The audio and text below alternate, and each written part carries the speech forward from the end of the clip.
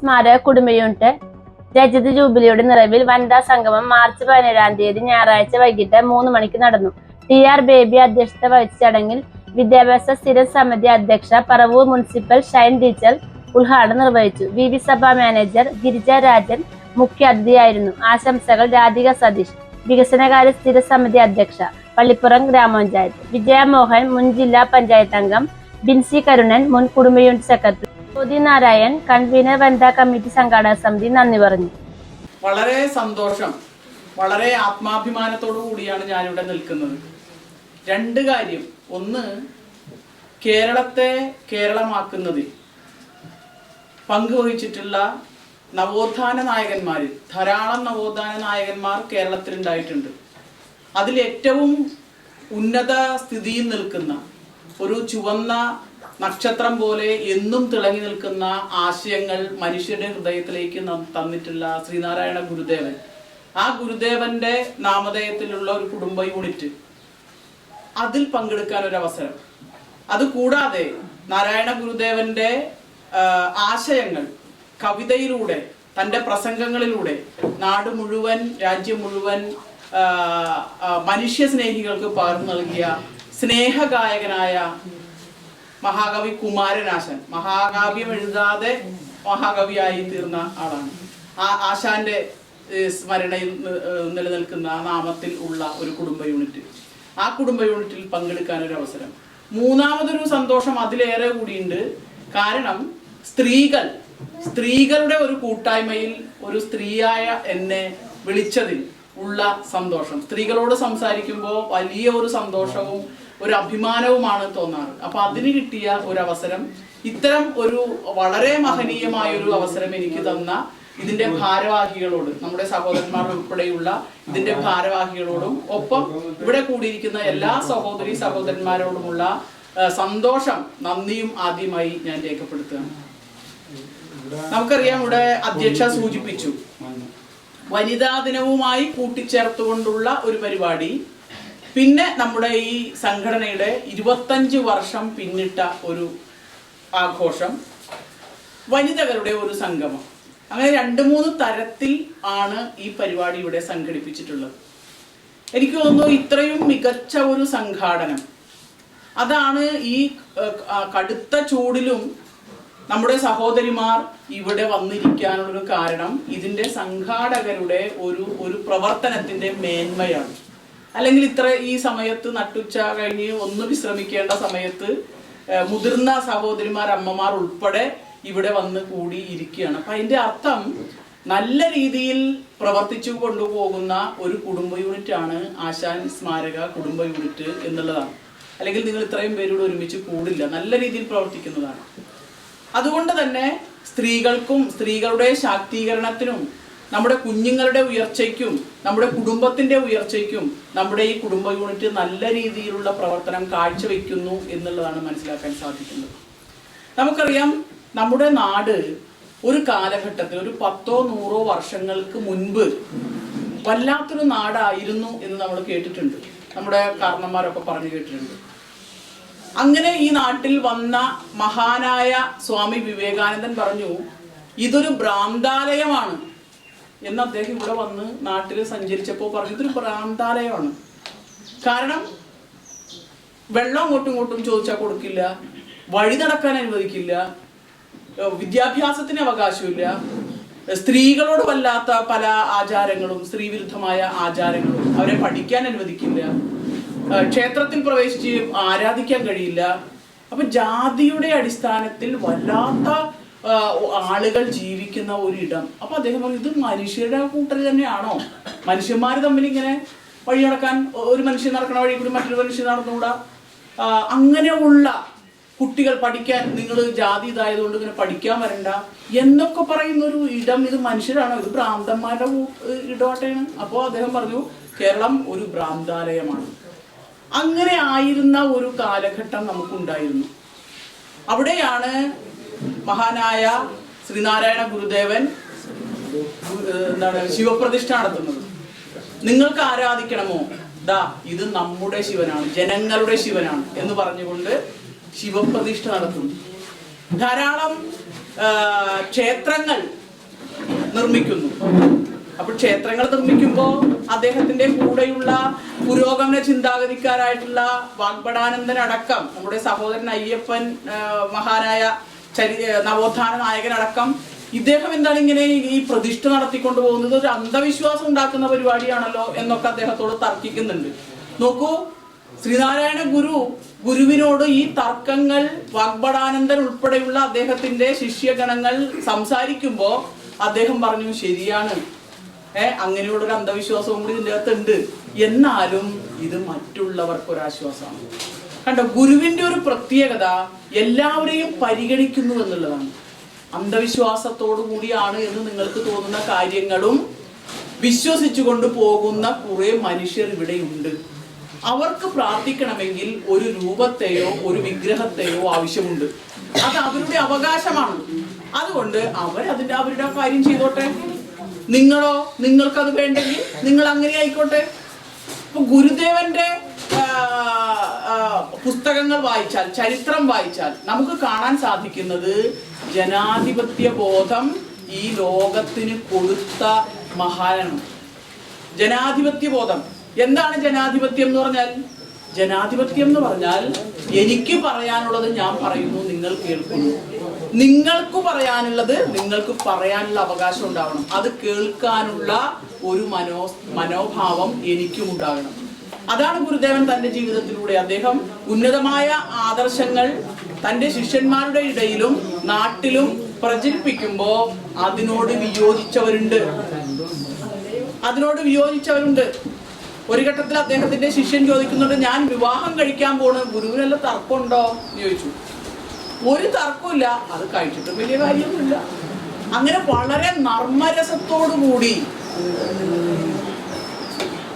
നർമ്മരസത്തോടുകൂടി കാര്യങ്ങളെ കാണുകയും ഒരാളെ പോലും നോവിക്കാതെ, ഒരു എറുമ്പിനെ പോലും നോവിക്കാതെ നമ്മുടെ ഈ കാലഘട്ടത്തിലൂടെ കടന്നു പോവുകയും ലോകത്തിനാകെ എന്നും മനുഷ്യർ ജീവിച്ചിരിക്കുന്ന കാലത്തോളം അവരെ നേർവഴിക്ക് നയിക്കുന്ന മഹത്തായ ആശയങ്ങൾ തന്ന് കടന്നുപോയ മഹാനുഭാവനാണ്. അതുകൊണ്ടാണ് നമ്മൾ ഗുരുദേവനെ ആരാധിക്കുന്നത്. അദ്ദേഹത്തിന്റെ വചനങ്ങൾ നമ്മൾ ഉരുവിടുന്നത്. ഏതു മനുഷ്യനും, ഏത് ജാതിയിൽപ്പെട്ട, ഏതു മതത്തിൽപ്പെട്ട ആളുകളും ഗുരുദേവന്റെ വചനങ്ങൾ ഹൃദയത്തോട് ചേർത്തു പിടിക്കാൻ കാരണം അദ്ദേഹത്തിന്റെ വചനങ്ങൾക്ക് ജാതിയോ മതമോ ഇല്ല. മതമേതായാലും മനുഷ്യൻ നന്നായാൽ മതി. മനുഷ്യത്വം ഈ ലോകത്ത് ഉയർത്തിപ്പിടിച്ച മഹാഗുരുവാണ് ഗുരുദേവൻ. ജാതി ഏതാവട്ടെ, നിങ്ങൾക്കറിയാം ഈ വർഷത്തെ പ്രത്യേകത 2024 അറിയാമെന്ന് ഞാൻ വിചാരിക്കുന്നു. എന്താ പ്രത്യേകത? 2024 എന്ന് പറഞ്ഞ വർഷം നമ്മൾ ഗുരുദേവന്റെ ജീവിതത്തിലെ ഒരു പ്രത്യേക വർഷം ആഘോഷിക്കുകയാണ്. എന്താ അത്? സർവമത സമ്മേളനം. 1924 ആലുവ അദ്വൈതാശ്രമത്തിൽ വെച്ച് സർവമത സമ്മേളനം അദ്ദേഹം നടത്തുന്നത്.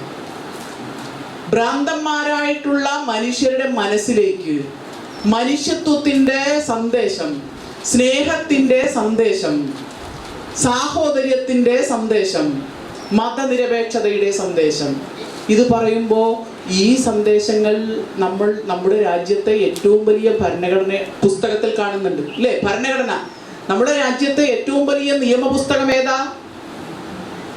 ഭരണഘടനയാണ്.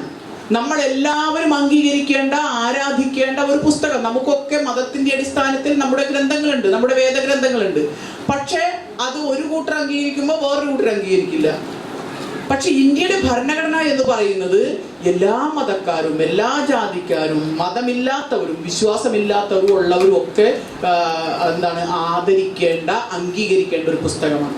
ആ പുസ്തകത്തിൽ പറയുന്ന മനുഷ്യത്വം, ആ പുസ്തകത്തിൽ പറയുന്ന സാഹോദര്യം, ആ പുസ്തകത്തിൽ പറയുന്ന തുല്യത, ഇതൊക്കെ ഗുരുദേവൻ 1900 കാലഘട്ടങ്ങളിൽ ഈ നാട് മുഴുവൻ പറഞ്ഞു നടന്നു.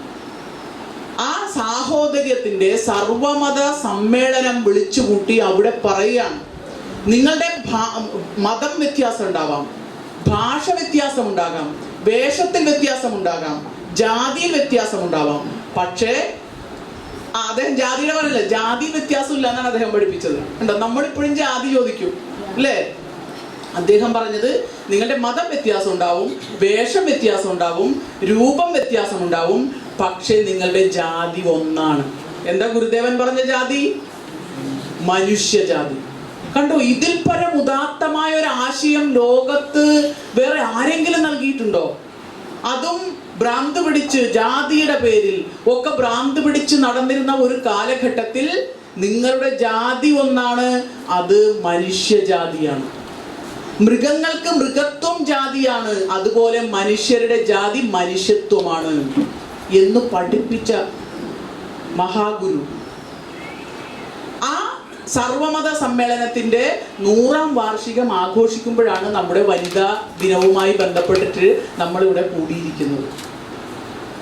ഇതിൽ പരം ഉദാത്തമായ ആശയം, സ്നേഹത്തിന്റെ ആശയം, സ്ത്രീകളെ ഉയർത്തിക്കൊണ്ടുവരുന്നതിന് വേണ്ടിയിട്ടുള്ള അദ്ദേഹത്തിന്റെ പ്രവർത്തനങ്ങൾ, നമ്മുടെ സ്ത്രീകൾക്ക് ഇടയിൽ നിലനിന്നിരുന്ന ചില ആചാരങ്ങളൊക്കെ ഉണ്ടായിരുന്നു. സ്ത്രീകൾക്ക് പ്രയാസം ഉണ്ടാക്കുന്ന ചില ആചാരങ്ങൾ. പുളിക്കുടി കല്യാണം കേട്ടിട്ടുണ്ടാവും നിങ്ങൾ, തിരണ്ട് കല്യാണം കേട്ടിട്ടുണ്ടാവും. ഇത്തരം കാര്യങ്ങൾ ഗുരു പറഞ്ഞു അത് വേണ്ട, നിങ്ങൾ വിദ്യാഭ്യാസം ചെയ്യണം, നിങ്ങൾ ഉയർന്നു വരണം, അറിവുള്ളവരായി മാറണം, നമ്മുടെ അവകാശങ്ങളെ കുറിച്ച് സംസാരിക്കണം. അങ്ങനെ ഗുരുവിന്റെ പാത പിന്തുടർന്ന് വന്നതാണ് കുമാരനാശാൻ. അദ്ദേഹം പറഞ്ഞു സ്നേഹമാണ് അഖില സാരമൊഴിയിൽ. അദ്ദേഹവും ഗുരുവിന്റെ കാലടികളെ പിന്തുടർന്ന് പറയുകയാണ് സ്നേഹമാണ് അഖില സാരമൊഴിയിൽ. ഇനി ഒട്ടേറെ ചട്ടങ്ങൾ ഈ സമൂഹത്തിലുണ്ട്. സ്ത്രീകൾക്കെതിരായി, സ്ത്രീകൾ വളർന്നു വരുന്നതിനെതിരായുള്ള ചട്ടങ്ങളുണ്ട്. മറ്റു ഞാൻ നേരത്തെ സൂചിപ്പിച്ച വഴി നടക്കാനുള്ള അവകാശമില്ലാത്ത ചട്ടം എന്ന് പറഞ്ഞ നിയമങ്ങളുണ്ട്. വിദ്യാഭ്യാസം നിഷേധിക്കുന്ന നിയമങ്ങളുണ്ട്. ആരാധിക്കാനുള്ള അവകാശം നിർമ്മിക്കുന്ന നിയമങ്ങളുണ്ട്, ചട്ടങ്ങളുണ്ട്. അപ്പൊ അദ്ദേഹം പറഞ്ഞു മാറ്റുവിൻ ചട്ടങ്ങളെ സ്വയം, അല്ലെങ്കിൽ മാറ്റുമത് കളി നിങ്ങളെത്താൻ.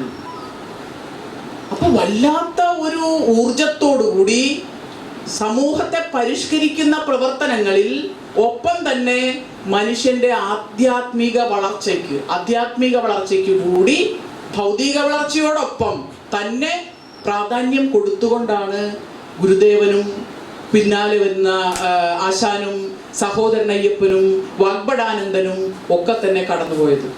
ഈ മഹാന്മാരുടെ കാലടിപ്പാതകളെ പിന്തുടരുന്ന കേരളമാണ് ഇന്ത്യയിലെ തന്നെ 1ാമത്തെ കേരളമായി മാറാൻ ഉള്ള കാരണം. അതിന്റെ അടിസ്ഥാനം അതാണ്. നമ്മൾ പല കാര്യങ്ങൾക്കും 1ാമതാണ്. സ്ത്രീകൾ ആരോഗ്യത്തിന്റെ കാര്യത്തിൽ ഇന്ത്യയിൽ 1ാം സ്ഥാനത്താണ് കേരളം. മാതൃമരണ നിരക്ക്, പ്രസവത്തോടനുബന്ധിച്ച് അമ്മമാർ മരിക്കുന്ന മരണനിരക്ക് ഏറ്റവും കുറഞ്ഞ സംസ്ഥാനം കേരളമാണ്. പ്രസവത്തോടനുബന്ധിച്ച് കുഞ്ഞുങ്ങൾ മരിക്കുന്ന കാര്യത്തിൽ ഏറ്റവും കുറഞ്ഞ എണ്ണം ശിശുമരണം നടക്കുന്ന ഒരു സംസ്ഥാനമാണ്. സ്ത്രീ പുരുഷ സമത്വത്തിന്റെ കാര്യത്തിൽ മറ്റ് സംസ്ഥാനങ്ങളെ അപേക്ഷിച്ച് നമ്മൾ മെച്ചപ്പെട്ട നിലയിലാണ്. ഇങ്ങനെ ഒട്ടേറെ കാര്യങ്ങളിൽ നമ്മൾ ഉയർന്നു വരാനുള്ള കാരണം നമ്മുടെ ആയുസ് നോക്കൂ. കേരളത്തിൽ ജനിച്ചത് കൊണ്ട് മാത്രം നമ്മൾ 78 വയസ്സ് വരെയും ജീവിക്കും. എന്നാൽ കേരളത്തിന് പുറത്താണ് ജനിക്കുന്നതെങ്കിൽ 68 വയസ്സിൽ തീർന്നു പോകും. ശരാശരി വയസ്സ് 68. അപ്പൊ ഇവിടുത്തെ ഈ നേട്ടങ്ങൾക്കൊക്കെ അടിസ്ഥാനം മനുഷ്യത്വ വിരുദ്ധമായ നിയമങ്ങളെ മാറ്റിമറിക്കാൻ ശ്രീനാരായണ ഗുരുദേവനും കുമാരനാശാനും വാഗ്ബടാനന്ദനും മക്കം മൗലവിയും പോലുള്ള സാമൂഹ്യ നവോത്ഥാന പരിഷ്കർത്താക്കൾ ഈ നാട്ടിൽ ജീവിച്ചു, അതിനെക്കുറിച്ച് സംസാരിച്ചു, എഴുതി, പ്രസംഗിച്ചു. അപ്പോഴും ചീത്ത കേട്ടിട്ടുണ്ട് അല്ലെ? ശ്രീനാരായണ ഗുരുവിന്റെ ചരിത്രം വായിക്കുമ്പോൾ നമുക്കറിയാം അദ്ദേഹത്തെ പൂരം ചീത്ത പറഞ്ഞവരുണ്ട്. അന്നത്തെ പിന്തിരിപ്പൻ ആശയം ഉൾക്കൊണ്ടുകൊണ്ട് അതിനെ ഉയർത്തിപ്പിടിക്കുന്ന ആളുകൾ ചീത്ത പറഞ്ഞിട്ടുണ്ട്, ഉപദ്രവിക്കാൻ വന്നിട്ടുണ്ട്. പക്ഷെ അതിനെയെല്ലാം വെല്ലുവിളിച്ച് ഈ നാടിന് വേണ്ടി അവനവൻ ആത്മസുഖത്തിന് ആചരിക്കുന്നത് അപരന്റെ കൂടെ സുഖത്തിന് വേണം. ഈ ഒരു ആശയം നമ്മൾ എവിടെന്നെങ്കിലും കേട്ടിട്ടുണ്ടോ? അവനവന്റെ സുഖത്തിന് വേണ്ടി ആചരിക്കുന്നത് അപരന്റെ സുഖത്തിന് കൂടി ആവണം. ഈ ആശയം മനസ്സിൽ സൂക്ഷിക്കുന്ന ഒരു മനുഷ്യൻ, ആണാവട്ടെ പെണ്ണാവട്ടെ ട്രാൻസ്ജെൻഡർ ആവട്ടെ, അതും നമുക്കറിയാലോ, ആണും പെണ്ണും കൂടാതെ വേറൊരു ലിംഗാവസ്ഥ കൂടിയുണ്ട്. ആണിൻ്റെ രൂപം ഉണ്ടാവും, ചിലപ്പോൾ പെണ്ണിൻ്റെ മനസ്സായിരിക്കും. പെണ്ണിൻ്റെ രൂപം ഉണ്ടാവും, ചിലപ്പോൾ ആണിൻ്റെ മനസ്സായിരിക്കും. അവർ മാറ്റ ശസ്ത്രക്രിയയൊക്കെ നടത്തി ഒക്കെ മാറുന്ന കാര്യങ്ങളുമുണ്ട്. അപ്പോൾ ആരുമാകട്ടെ അപരനെ കൂടി കരുതണം, മറ്റുള്ളവനെ കൂടി കരുതണം എന്ന് പഠിപ്പിച്ച് കടന്നുപോയ മഹാനുഭാവനാണ് ശ്രീനാരായണ ഗുരു. ഞാൻ നിങ്ങളുടെ മുന്നിൽ വന്ന് ഇതൊന്നും പറയേണ്ട കാര്യമില്ല, പക്ഷേ അതെവിടെയും പറയണം, ഉറക്കെ പറയണം. പ്രത്യേകിച്ച് ഇന്നത്തെ കാലഘട്ടത്തിൽ ഗുരുവിന്റെ വചനമാണ് ഈ നാടിനെ മുന്നോട്ട് നയിക്കേണ്ടത്. ഇരുട്ട് നിറഞ്ഞ, അന്ധകാരം നിറഞ്ഞ ഈ കാലഘട്ടത്തിൽ ഗുരുവിന്റെ വചനങ്ങളാണ് മനുഷ്യത്വം ഉദ്ഘോഷിക്കുന്ന, സ്നേഹത്തെ കുറിച്ച് പറയുന്ന, അപരനെ കുറിച്ച് പറയുന്ന വാക്കുകളാണ് ഇന്നത്തെ ഇന്ത്യൻ സാഹചര്യത്തിൽ നമുക്ക് നമ്മുടെ ഇരുട്ടിൽ ഏറ്റവും പ്രകാശമായി, കൂരിരുട്ടിൽ ഒരു മിന്നാമിനിങ്ങിന്റെ നുറുങ്ങുവട്ടമായി നമ്മുടെ പാതകൾക്ക് വഴികാട്ടിയായി നിർത്തിയിടേണ്ടത് അക്കാര്യങ്ങളാണ്. നോക്കൂ, ഗുരു ധാരാളം ക്ഷേത്രങ്ങൾ ആദ്യഘട്ടത്തിൽ നിർമ്മിച്ചു. കാരണം എന്താ? ഒരു നിലപാടിനെതിരെയുള്ള ഗുരുവിന്റെ കൃത്യമായ ഒരു പോരാട്ടമാണ്. വിശ്വാസികളായ ജനങ്ങൾക്ക് തങ്ങൾ വിശ്വസിക്കുന്ന ദൈവത്തെ ക്ഷേത്രത്തിൽ കയറി ആരാധിക്കാൻ, പൂജിക്കാൻ ഒരു കൂട്ടർ അനുവദിക്കുന്നില്ല. അതിനെതിരെ ഗുരു നടത്തിയ പോരാട്ടമായിരുന്നു ശിവപ്രതിഷ്ഠ. അതിനുശേഷം അദ്ദേഹം ആ വിഗ്രഹ പ്രതിഷ്ഠ പതുക്കെ മാറ്റി പിന്നെ എന്താക്കി? കണ്ണാടി പ്രതിഷ്ഠിച്ചു. കണ്ണാടി പ്രതിഷ്ഠിച്ചപ്പോ ഗുരു എന്താ ഉദ്ദേശിച്ചത്? ദൈവം നിന്നിൽ തന്നെയുണ്ട്, നീ തന്നെയാണ്, നിന്നിലുണ്ട്. അപ്പോ അതിൽ നിന്നും മനുഷ്യന്റെ മനസ്സിനെ വിശുദ്ധീകരിക്കുന്ന വലിയ സന്ദേശം അദ്ദേഹം നൽകുകയാണ്.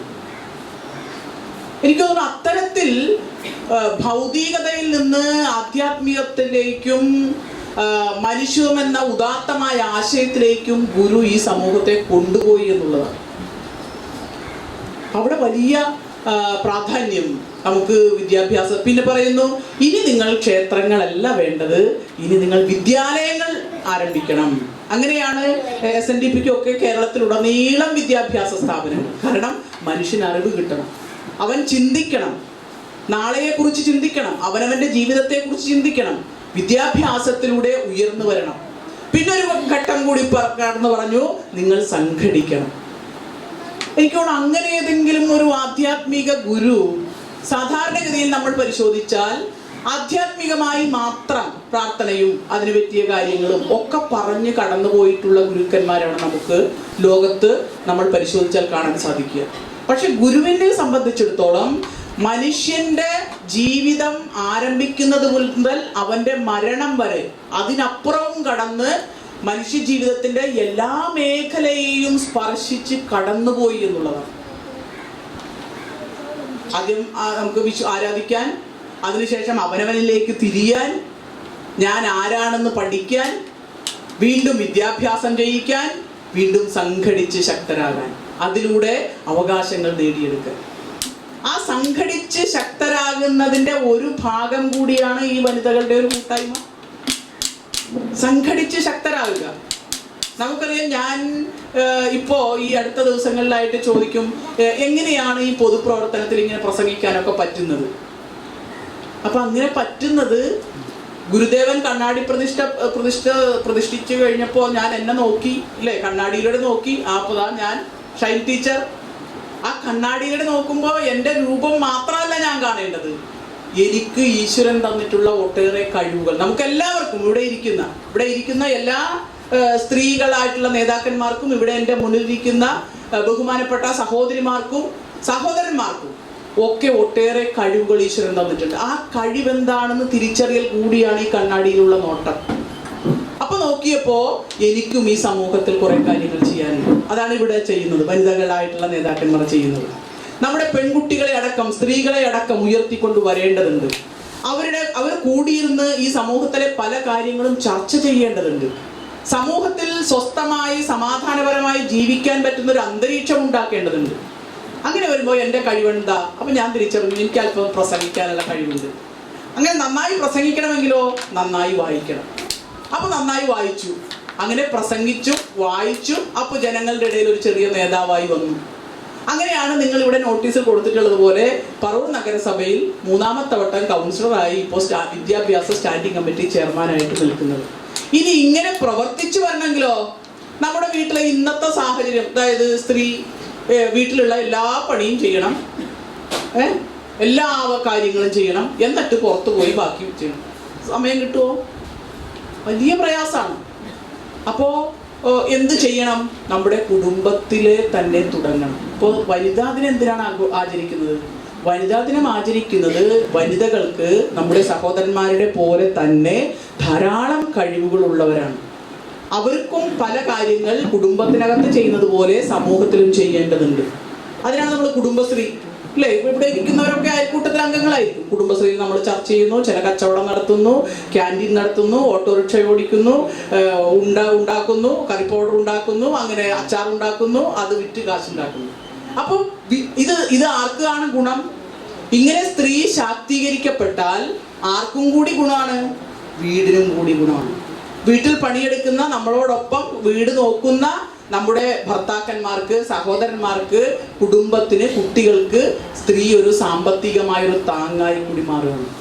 അങ്ങനെ വരുമ്പോൾ നമ്മുടെ കൂടി അഭിപ്രായം പരിഗണിക്കപ്പെടുന്നു.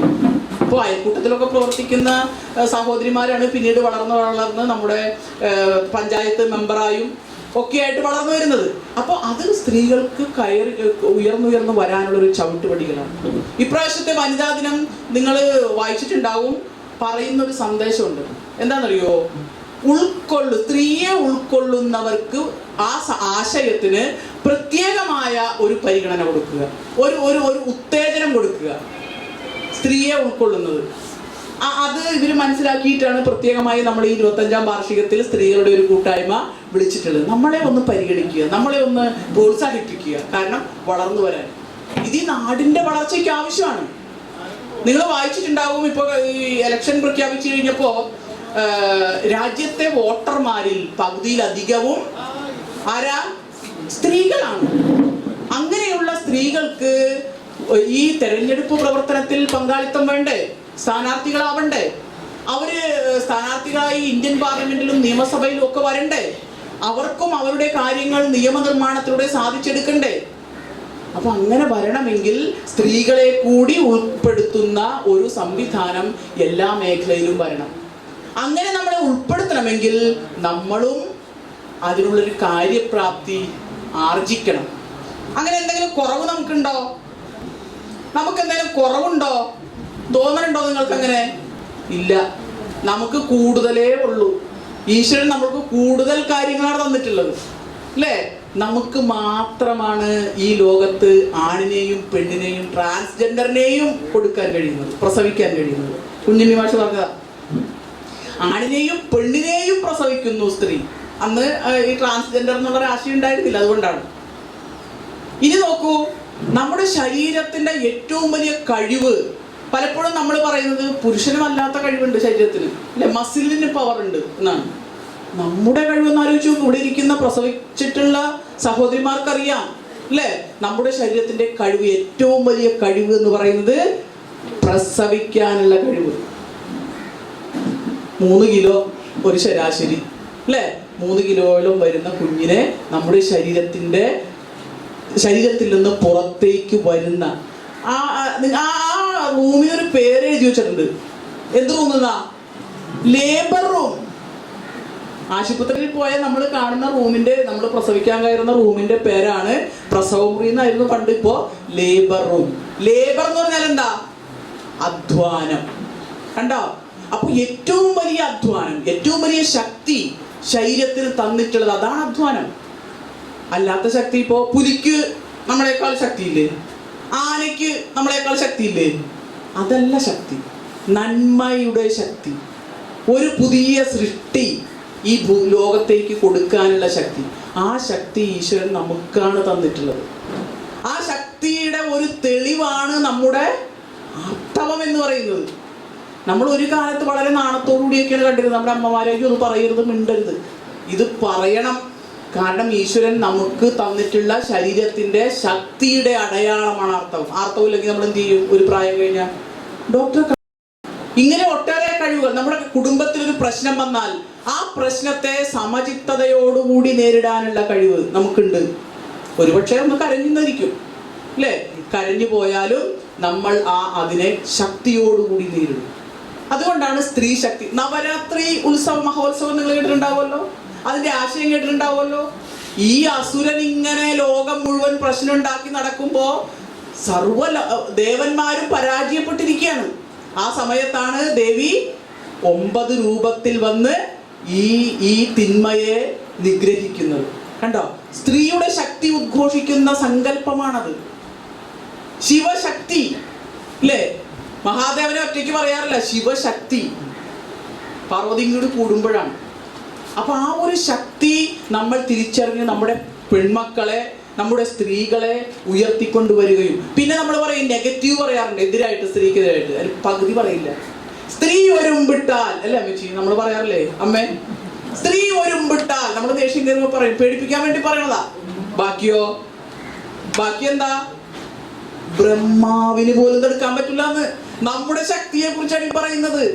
പക്ഷെ പകുതി പറഞ്ഞിട്ട് നമ്മളെ പേടിപ്പിക്കും. ഞാനൊക്കെ പേടിച്ചിട്ടുണ്ടത്.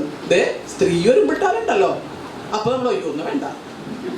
ഇപ്പോഴാണ് മനസ്സിലായത് സ്ത്രീ ഒരുമ്പിട്ടാൽ ബ്രഹ്മാവിന് പോലും തടുക്കാൻ കഴിയില്ല എന്ന് പറഞ്ഞാൽ അത്രയ്ക്ക് ശക്തിയോട് കൂടിയാണ് ഈശ്വരൻ നമ്മളെ സൃഷ്ടിച്ചിട്ടുള്ളത്. ഇത് തന്നാൽ, ഇങ്ങനെയുള്ളൊരു കരുത്ത് നമ്മുടെ മനസ്സിലേക്ക് തന്നാൽ നമ്മൾ എവിടെ വരെ വളരും? ഇത് നമ്മൾക്ക് കൊടുക്കണം. നമ്മുടെ പുരാണങ്ങൾ, നമ്മുടെ സങ്കല്പങ്ങൾ, ഐതിഹ്യങ്ങൾ ഒക്കെ സ്ത്രീക്ക് നൽകുന്നത് ഒട്ടേറെ കരുത്തുകളാണ്. അതോടൊപ്പം തന്നെ ആധുനിക കേരള നിർമ്മാണത്തിൽ, രാജ്യത്തിന്റെ നിർമ്മാണത്തിൽ ഉദാത്തമായ ആശയങ്ങൾ, മനുഷ്യത്വം ഉയർത്തിപ്പിടിക്കുന്ന ശ്രീനാരായണ ഗുരുദേവനെ പോലെയുള്ള മഹാനുഭാവന്മാർ നൽകിയിട്ടുള്ള മഹത്തായ ആശയങ്ങൾ അതുകൂടി കിട്ടിക്കഴിയുമ്പോൾ നമ്മൾ ആരുടെയും പിന്നിലല്ല, തല ഉയർത്തിപ്പിടിച്ച്, നെഞ്ചു നിവർത്തിപ്പിടിച്ച് ആത്മാഭിമാനത്തോടെ നിർഭയമായി ജീവിക്കാനുള്ള ഒരു കരുത്താണ് ഈ മഹാന്മാരിൽ നിന്ന്, ഈ ഗുരുവര്യന്മാരിൽ നിന്ന് നമുക്ക് ആർജിക്കേണ്ടത്. അതിന് ഈ വനിതാ ദിനവും നിങ്ങളുടെ എന്താണ് രജത ജൂബിലി ആഘോഷവും വനിതാ കൂട്ടായ്മയിലൂടെയുള്ള പ്രവർത്തനത്തിനും കഴിയട്ടെ എന്ന് ഹൃദയപൂർവ്വം ആശംസിച്ചുകൊണ്ട്, പ്രിയപ്പെട്ട സഹോദരിമാരെ, നമ്മൾ ഒന്നിനും പുറകിലല്ല, നമ്മൾ എല്ലാത്തിനും മുന്നിലുണ്ട് എന്നുള്ള മനസ്സിൽ പറയുക. ഞങ്ങൾ മോശക്കാരല്ല, ഈശ്വരൻ ഞങ്ങൾക്ക് ഒട്ടേറെ കഴിവുകൾ നമ്മുടെ ശരീരത്തിനും മനസ്സിനും തന്നിട്ടുണ്ട്, അത് ഞങ്ങൾ ഉപയോഗിക്കും, തുരുമ്പ് പിടിപ്പിക്കില്ല എന്ന് ഉറക്കെ പറഞ്ഞ് മുന്നോട്ട് പോകാൻ, മനുഷ്യന്റെ നന്മയിൽ വിശ്വസിക്കാൻ, ഒരു കാര്യം ചെയ്യുമ്പോൾ അത് അവരനും കൂടി കരുതണമെന്ന മഹാദേവന്റെ, ഗുരുദേവന്റെ ആ ഉദാത്തമായ, ഏറ്റവും മഹനീയമായ, ഏറ്റവും ദൈവികമായ ആശയം നമ്മുടെ മനസ്സിലുണ്ടാകട്ടെ. ജാതി ഏതായാലും മതമേതായാലും നമുക്ക് നന്നാവാം. അതിനുള്ള ഒരു കരുത്ത് ഈ കുടുംബ യൂണിറ്റ് പ്രവർത്തനത്തിലൂടെ എൻ്റെ സഹോദരിമാർക്ക് കിട്ടട്ടെ എന്ന് ഹൃദയപൂർവ്വം ആശംസിച്ചുകൊണ്ട് ഈ പരിപാടി ഉദ്ഘാടനം ചെയ്ത് അറിയിച്ചുകൊണ്ട് ഒരു വാക്കുകൾ ചുരുക്കുന്നു. നന്ദി, നമസ്കാരം.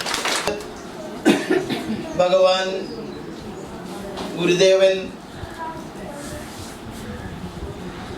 സ്ത്രീകളെ എല്ലാ കാര്യത്തിലും മുൻപന്തിയിൽ നിർത്തണം എന്ന് ഉദ്ഘോഷിച്ചുകൊണ്ട്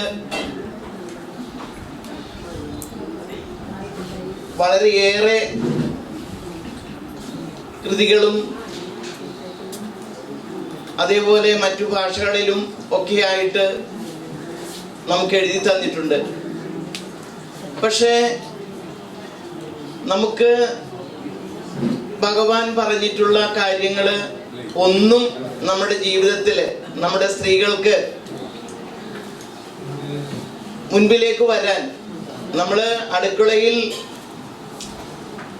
ചടഞ്ഞുകൂടി നമ്മുടെ കുടുംബത്തിലെ കാര്യങ്ങളും അച്ഛനമ്മമാരെയും ഭർത്താവിനെയും കുഞ്ഞുമക്കളെയും ഒക്കെ നോക്കി സംരക്ഷിച്ച് ആ കുടുംബം മുന്നോട്ട് പോകുവാനാണ് നാം ശ്രമിച്ചിട്ടുള്ളത്. പക്ഷേ ഇന്ന് ഈ കാലഘട്ടത്തിൽ നമ്മൾ ഒരുപിടി കാര്യങ്ങൾ പഠിച്ച് നമ്മുടെ ജീവിതം എന്തായിരിക്കണമെന്ന് ഇന്ന് ഷൈൻ ടീച്ചർ ഒരുപിടി കാര്യങ്ങൾ നമ്മോട് പറഞ്ഞു തന്നു. അതൊക്കെ ഇന്നത്തെ കാലഘട്ടത്തിൽ നാം കടന്നു വരുമ്പോൾ ഇന്ന് അനുഭവിക്കുന്ന കാര്യങ്ങളാണ്. ഒരു കാലത്ത് നമുക്ക് ഇതൊന്നും ഉണ്ടായിരുന്നില്ല, എല്ലാം നിഷിദ്ധമായിരുന്നു.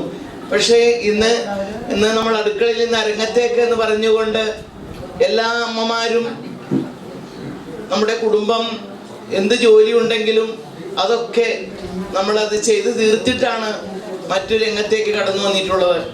കുടുംബം മാറ്റി നിർത്തി കുടുംബത്തിനെ ശിഥിലമാക്കിക്കൊണ്ടല്ല, കുടുംബത്തിലെ എല്ലാ കാര്യങ്ങളും നമുക്ക് ചെയ്യുവാൻ പറ്റുന്ന കാര്യങ്ങളൊക്കെ തന്നെ കുടുംബത്തിന് വേണ്ടി ചെയ്തിട്ടാണ് നാം ഇന്ന് നമ്മുടെ പുറത്തേക്ക് ഇറങ്ങി നമ്മുടെ കാര്യങ്ങൾ നാം ചെയ്യുന്നത്. ഇന്നിപ്പോൾ ഞാൻ നിൽക്കുന്നത് നമ്മുടെ വിവി സഭയില്, ഞങ്ങള് വിവി സഭയില് അതിൻ്റെ ഭരണത്തിലേക്ക് വരുമ്പോൾ ആദ്യമായിട്ട് തന്നെ ശിവഗിരി പോയിട്ട് ഭഗവാന്റെ അനുഗ്രഹം വാങ്ങിക്കണം, അനുവാദം വാങ്ങിക്കണം. അപ്പോൾ അതിന് അവിടെ ചെല്ലുമ്പോൾ അന്നത്തെ സെക്രട്ടറി ആയിരുന്ന ഋതംബരാനന്ദ സ്വാമി പറയുകയാണ്, ഗുരുദേവൻ ഗൗരീശ്വരത്ത് പ്രതിഷ്ഠ നടത്തിയിട്ട് ഇന്ന് 138 വർഷങ്ങൾ കഴിഞ്ഞിരിക്കുന്നു. പക്ഷെ ഇതുവരെയായിട്ടും ഒരു വനിത അവിടെ കടന്നു വന്നില്ല. ആ ഭരണത്തിലേക്ക് കടന്നു വരാൻ ഒരു വനിത പോലും, എന്നിൽ കൂടുതൽ അക്ഷരാഭ്യാസമുള്ളവരും ജോലിക്കാരും ഡിഗ്രി ഉള്ളവരും വലിയ ആളുകളും ഒക്കെ കടന്നുപോയ വീതിയാണ് നമ്മുടെ ഗൗരീശ്വരം ചെറായി എന്ന് പറഞ്ഞാല്. പക്ഷെ ഇന്ന് വരെ ഇത്ര വർഷക്കാലമായിട്ടും ഒരു വനിത അതിലേക്ക് കടന്നു വന്നില്ല. അത് പുരുഷന്മാരുടെ ഒരു കുത്തകയാണ് അല്ലേ? അവിടെ പുരുഷന്മാർ മാത്രമാണ്. ഇന്ന് നമ്മളുടെ ജീവിതം ഇത്ര കാലം നമ്മളവിടെ മെമ്പർഷിപ്പ് എടുത്ത് നമ്മൾ വോട്ട് ചെയ്ത് ജയിപ്പിക്കുന്നുണ്ടെങ്കിലും ഗൗരീശ്വരം വിവി സഭ ആ ഭരണസമിതിയിലെ പുരുഷന്മാരുടെ കുത്തകയാണ്. സ്ത്രീകൾക്ക് അവിടെ നിഷിദ്ധമാണ്. പക്ഷേ നമ്മുടെ ഈ പൊതുയോഗത്തിൽ സംസാരിക്കുമ്പോൾ ഞാൻ പറയുമായിരുന്നു, നമ്മുടെ ഭരണസമിതിയില് വനിതകളുടെ ഒരു ആവശ്യമുണ്ട്. വനിതകൾ വേണം, 1-2 വനിതകളെങ്കിലും സംവരണം കൊടുക്കണം എന്ന് പറഞ്ഞുകൊണ്ട് ആണ് ഞാൻ പൊതുയോഗത്തിൽ സംസാരിക്കാറുള്ളത്. പക്ഷെ ഇതുവരെയായിട്ടും നടപ്പിലായില്ല. പക്ഷേ ഇന്നിപ്പോ 2022-23 കാലഘട്ടത്തില് എനിക്ക് അതിൽ കയറുവാനുള്ളത് ഒരു ഭഗവാന്റെ ഒരു നിയോഗമായിരിക്കാം, അല്ലെങ്കിൽ നമ്മോടൊപ്പമുള്ള എൻ്റെ കൂടെ ഒരുപിടി ആളുകളുണ്ട്, പുരുഷന്മാരുമുണ്ട് സ്ത്രീകളുമുണ്ട്. എന്നെ സ്നേഹിക്കുന്ന, എന്നോടൊപ്പം നിൽക്കുന്ന, എന്നോട് വളരെ സ്നേഹത്തോടുകൂടി പെരുമാറുന്ന എൻ്റെ സഹോദരന്മാരുമുണ്ട്. ചെറിയ വൈപ്പിൻ മുനമ്പം ഞാൻ അറിയാത്ത ഒരു ശാഖകളുമില്ല. നമ്മുടെ ഈഴവർ എന്ന് പറഞ്ഞാല് ഞാൻ ഈ വൈപ്പിൻ മുനമ്പം ശാഖകളിൽ മുഴുവൻ യൂണിറ്റുകളിലും പോയിട്ടുള്ളതാണ്. അവരെല്ലാവരും എന്നെ അറിയുന്നതാണ്. കാരണം ഞാൻ 2001, 2002, 2003, 2004 3 കൊല്ലം ഞാൻ നമ്മുടെ SNDP യൂണിയനിൽ നിന്ന് മത്സരിച്ച് ജയിച്ച ആളാണ്.